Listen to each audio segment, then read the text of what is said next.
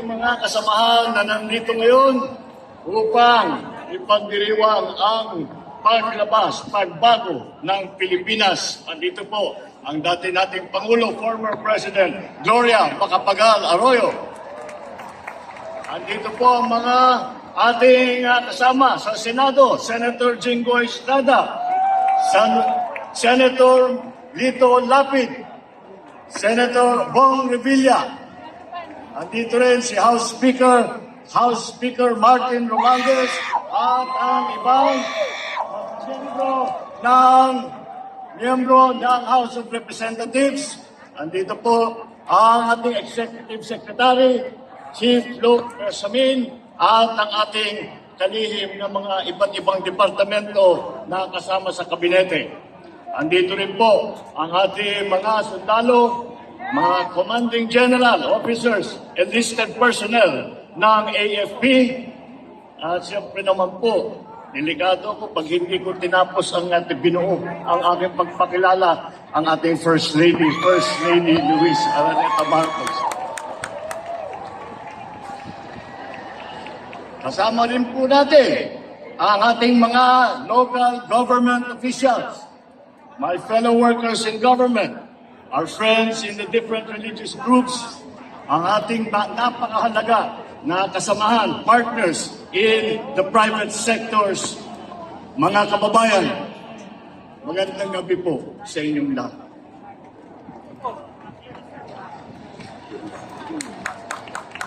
Alam niyo po, noong nakaraang linggo, dumalaw ko sa mga parangal at nakipagdaupang palad sa ating mga kababayang taglay na kagitingan ng lahing Pilipino. Sa bantayong ng SAF-44, naalala ko ang tapak ng ating lahi. Silang nauubusan ng bala, pero hindi nauubusan ng lakas ng loob. Sa inaugurasyon ng Lung Center of the Philippines, Lung Transplant Program, nakasalimuha ko ang mga walang takot na mga frontliner natin na sa harap ng lumaragasang COVID-19 pandemic ay hindi nagpatinag. Sa loob ng Barasoin Church sa Malolos, sumariwa sa aking isipan ang pag-ibig ng ating mga bayani na ang kalayaang nakamit ay hindi na maaaring uwi. Sa pagyapak ko sa ating mga PWD na atleta na naghakot ng medalya sa Asian Para Games, nadama ko ang diwang ng paglulupig sa anumang maliit. Sa pagbukas ng higanteng petrochemical plant sa Batangas, tumambad sa akin ang sipag at talino ng mga Pilipinong maggagawa at mga nangangalaka. Bakit ko po isinasalaysay itong mga yun bilang pamungad ko na pananalita? Sapagat po, sa gitna ng pagdududa na walang pag-asa ang bayang ito, sila ang nagpapawalang bisa sa mga maling haka-haka at paniniwala. Sa negativismo na tila bumapalot sa ating bansa, na binabaluktot ang ating kakayahang umusbong, ang mga napamagkit ko, mga bayani, ang patunay na kahit gaano kahirap ang hadlang, kaya nating mudlan at magwagi. Sa ating mga kapwa Pilipino na mababa ang tingin sa kanilang sarili at kakayahan, ang mga nababanggit kong huwarang Pilipino ang itataas ang ating noo kahit kanino. Sa mga makakasarili, napilit tayong hinahatak sa landas na tayo-tayo at prinsipyong kanya-kanya. Ang mga nabanggit kong huwarang Pilipino ang patunay na may tagumpay kung sama-sama tayong nangangarap at sabay-sabay tayong kumilos. Sa totoo lang, sa bayang ito, hindi po mabibilang ang dami ng mga katulad nila, mga tanglaw na di kayang takpan ng kadiliman. My fellow Filipinos, it is in the spirit of our race's resolve to surmount odds, overcome difficulties, and triumph over fears that we gather here today. We face a complex and changing world. It calls for a united response that would make our nation strong, our economy sound, and our children's future secure. We cannot meet these challenges if no common purpose energizes us. We need to have a vision that moves us forward as a people united. A vision so compelling that it brings out the best in us. One that is feasible that every one of us will invest in. We must restore faith in ourselves by taking stock of what makes us a strong people, a resilient nation. We must dig deep into our valiant past, draw strength from the heroism of our forefathers, and let this heritage of selflessness propel us forward into the future. Malalim at marami po ang ating pinaghuhugutan ng lakas. When dreams seem impossible, let us remember that our nation, Asia's first republic, was founded by patriots who were in their 20s, who never wavered in fighting for the freedom that we enjoy today. Because when stakes are high, let us recall how Bataan and Corregidor survivors went and rebuilt a nation whose cities were in ruins, but whose spirits were not. When hard work looms, let us be inspired by the resilience of communities pummeled by typhoons, yet never let this annual stress of nature defeat them. Every generation who came before us was defined by the crisis that tested their mettle and that tried their souls. And as we rebuild, we must not return to a nation as it was before. We must create one that is better. We will only succeed if we overcome the crisis of confidence that clipped our wings long before COVID-19 struck. We have to begin by restoring faith in ourselves, belief in our strengths, and trust in our institutions. Only then can we have confidence to bravely confront whatever tomorrow brings. Ang balakid ng nakakambalan sa ating pagunlad ay ang kawalang tiwala natin sa ating mga sarili, sa ating mga institusyon. Bakit marami sa atin ay napakababaw ng pagtingin sa ating kakayahan? Bakit naging marupok ang paggalang sa mga batas at alituntunin? Simpleng batas trapiko, hindi nasusundan. Ang kalat, itinatapon kung saan-saan. Uso pa rin ang palakasan, talamak ang palusot. Gustong makalamang, ayaw lumaban ng patas. Hindi pwedeng ipunto ng sisi sa taong bayan paulit-ulit na pinangakuan pero hindi natutupad na pangako. Hindi natin pwedeng sumpatan ang masang biniguna ng maraming beses.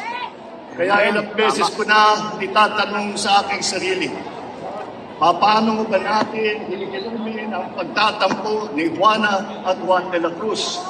Paano natin ipapalik ang tiwala nila sa gobyerno, sa kanilang sarili, sa ating kinabukasan? Paano ba natin bubuhayin ang pananalig nila na kaya natin ang mga hamong parating? I believe that to win that trust, the government must show in deeds, not in words, that it is deserving of that trust. Government must lead by example, not by empty exhortation, but in ways that inspire confidence to our people, so they too will believe that the greatness they deserve is at hand. It must present an agenda for the future with clear benefits for our people. For only by providing clarity will they invest in it.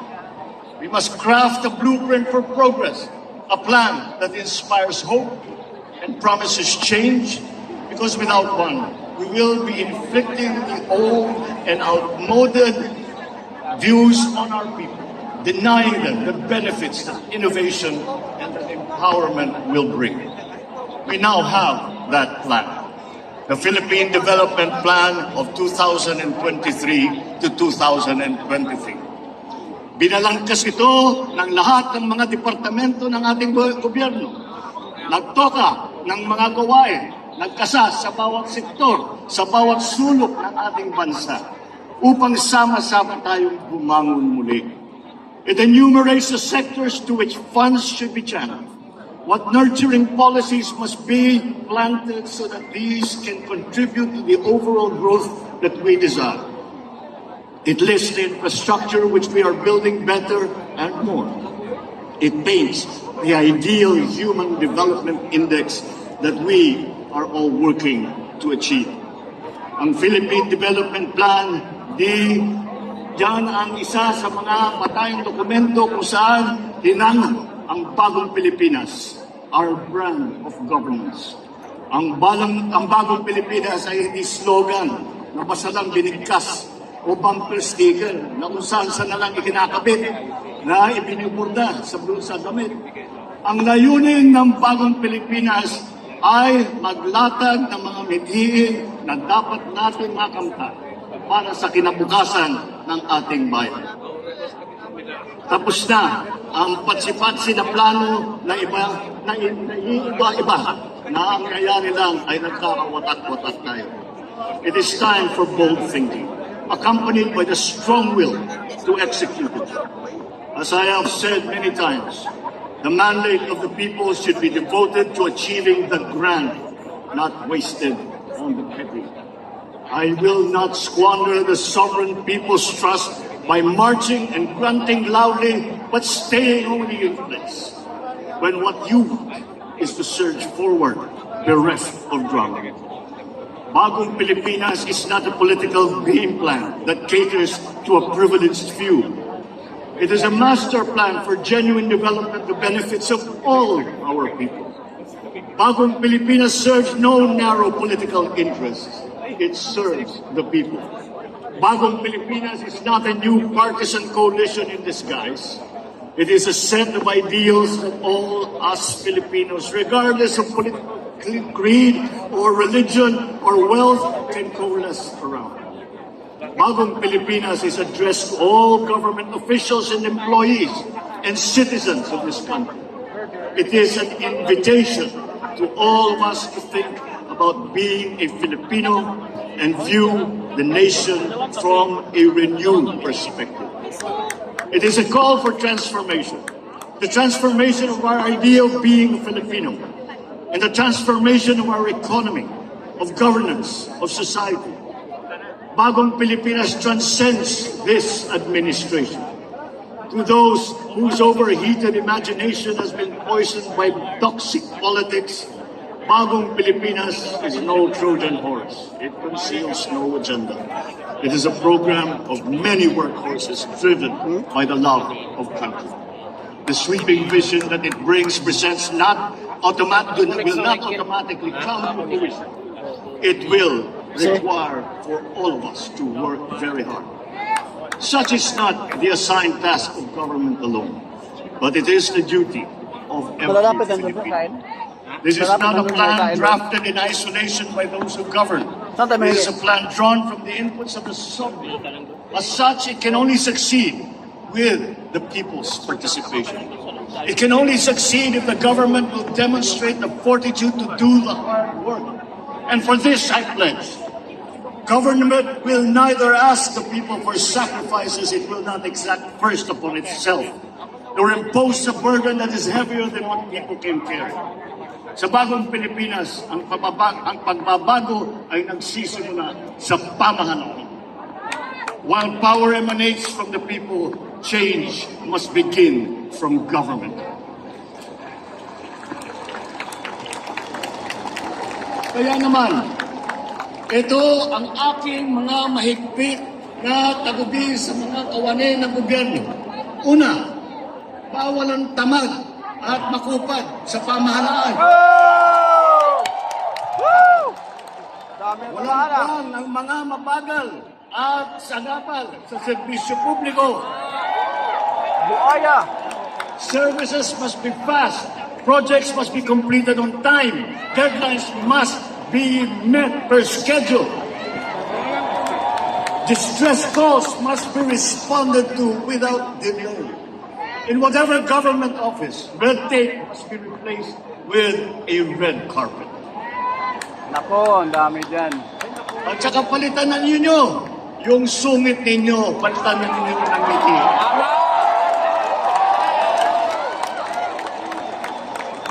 Complex requirements and the processing time must be reduced.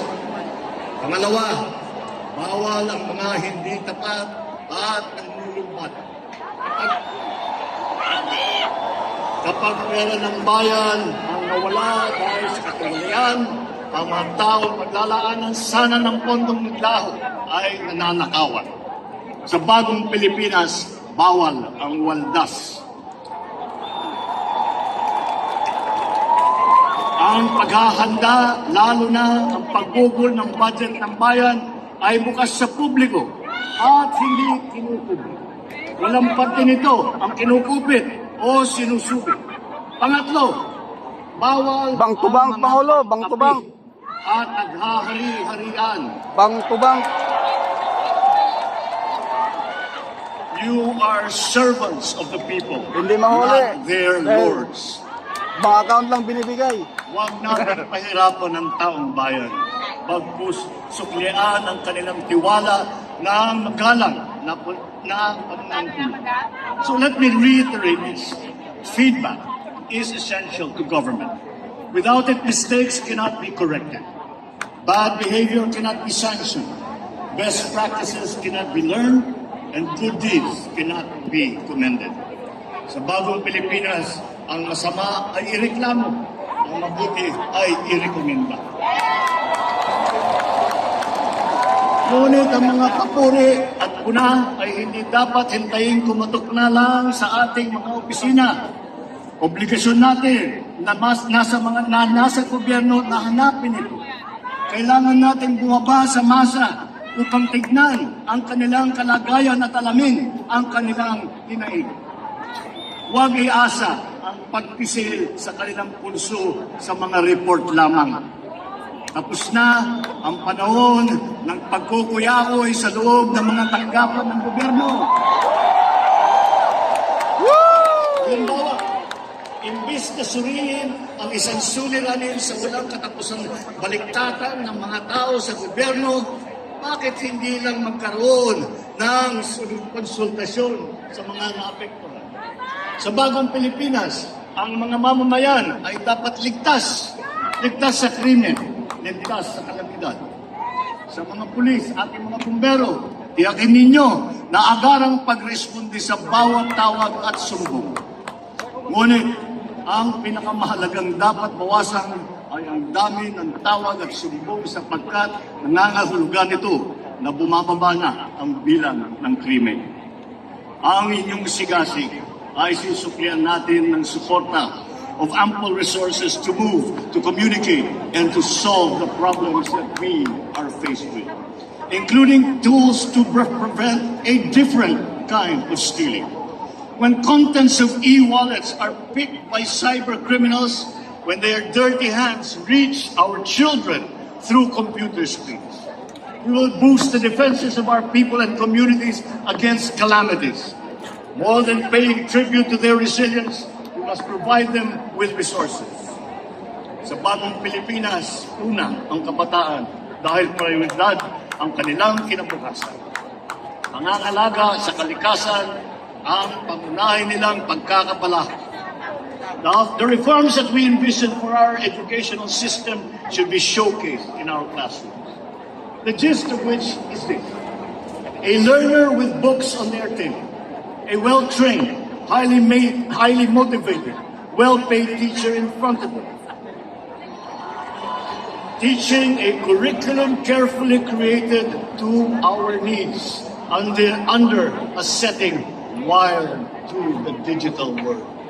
Sa gitna nito, ang sentro ng ating pagsisikap, isang batang natututo to learners who are hungry. We will provide meals because one cannot feed the mind habang umuugong ang kanilang mga tiyan. Through Bagong Pilipinas, we will meet our greatest obligation to our youth, to mold them into critical thinkers, problem solvers, and visionaries for their country. Panahon na rin upang bayaran ang ating utang sa mga magsasaka at mangingisda. Those who feed the nation, but ironically cannot feed their own family. Nagbabadya ang El Nino, ngunit babahain natin ang agrikultura ng mga programang nababawas na perwisyong dulot nito.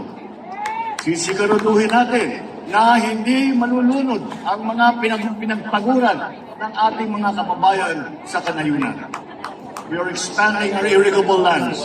We are increasing farm support across the board for all crops. We are incentivizing urban gardening, including turning idle lands into vegetable plots. We will no longer tolerate smuggled food that impoverishes our domestic producers and puts our consumers at risk. The ultimate objective is to make food affordable to all. And one way is to achieve this, is to make it accessible to consumers. We are addressing trading and transport bottlenecks. Itinigil din natin ang katotohanan sa pagkukotong sa daan at sa pantalan sapagkat ang pangtong ay nagiging presyong ipinapatong sa mga mamimili. Sa mga barangay, ang kaayusan at kalinisan ay gawin natin tuloy-tuloy. Ang bawat bakanting lupa sa inyong nasasakupan ay gawing halaman at gulayan. Sa mga barangay at SK official, maging modelo kayo ng isang tunay na mabuting mamamayan. May takot sa Diyos, may hiya sa kapwa, at nangangalaga ng kapaligiran at kalikasan. Sa ating mga local government units, ang outstanding performance ng bawat barangay, munisipyo, lungsod at lalawigan ay patuloy na susukatin, kikilalanin at tututukan upang ang bawat sangay ng pamahalaan lokal ay tiyak na magiging epektibo. Sa mga miyembro ng ating kabinete, pangungunahan ninyo ang mga bagong Pilipinas Town Hall meeting sa mga rehiyon. Lahat ang mga bagong patakaran, mga bagong programa. Ipadama ninyo ang mga pagbabago na ginagawa at gagawin pa ng inyong departamento at hikayatin ang suporta ng bawat Pilipino sa mga patakaran at programang ito. Sa sambayan ng Pilipino, araw-araw tayo mananalangin, magsusumikap at kumilos upang maging mas maginhawa ang pamumuhay ng bawat isang Pilipino sa ilalim ng bagong Pilipinas. Sa bagong Pilipinas, may pag-asa ang lahat. Ang pag-asa ng bayan ay nasa ating lahat. Mabuhay ang bawat Pilipino, mabuhay ang Pilipinas, mabuhay ang bagong Pilipinas! Muli, President Ferdinand R. Marcos Jr. Mga kaibigan, sabay-sabay po natin isigaw, mabuhay ang bagong Pilipino! Mabuhay ang